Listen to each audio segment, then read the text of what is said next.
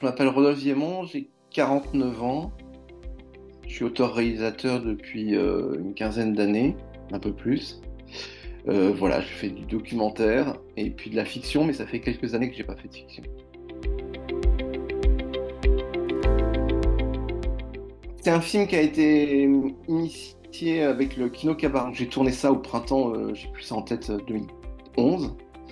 Voilà, puis après il a été repris par une production, et puis on a fini le film, et puis après il a eu sa vie festivalière.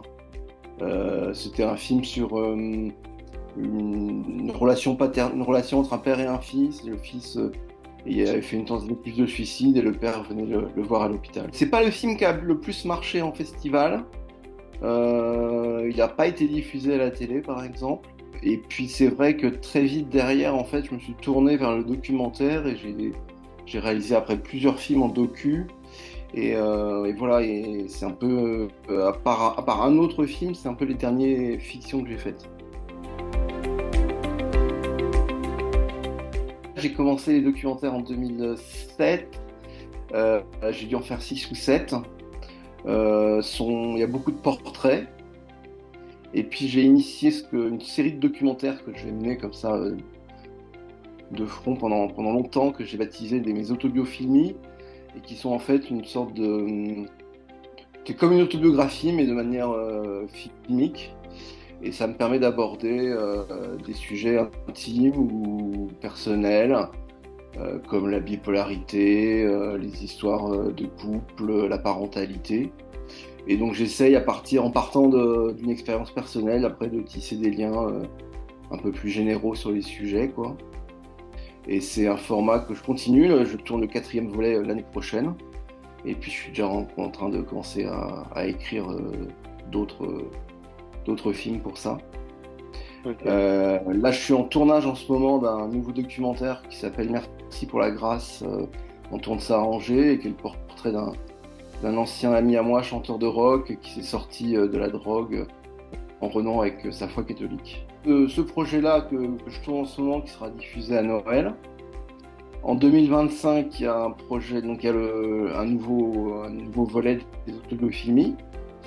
Il y aura également un documentaire sur l'écrivain Alain Léger. C'était un écrivain à la fois singulier et grand public, qui s'est suicidé en 2013, donc c'est un film sur un écrivain. C'est jamais très facile à monter aujourd'hui. Et puis j'ai enfin, depuis un moment, j'ai enfin le projet d'un nouveau court-métrage de fiction pour fin 2025.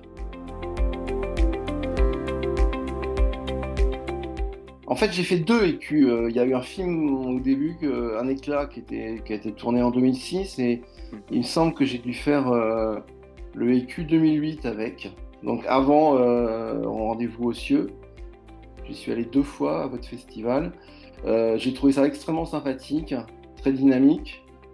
Voilà, j'y ai fait aussi des rencontres. J'ai perdu de vue les gens depuis, mais j'ai des bons souvenirs de ce festival que j'ai trouvé sérieux et simple à la fois.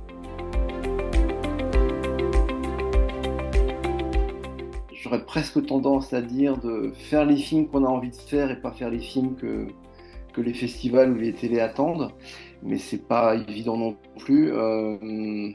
Être le plus sincère possible, continuer, rester droit dans son désir. Voilà.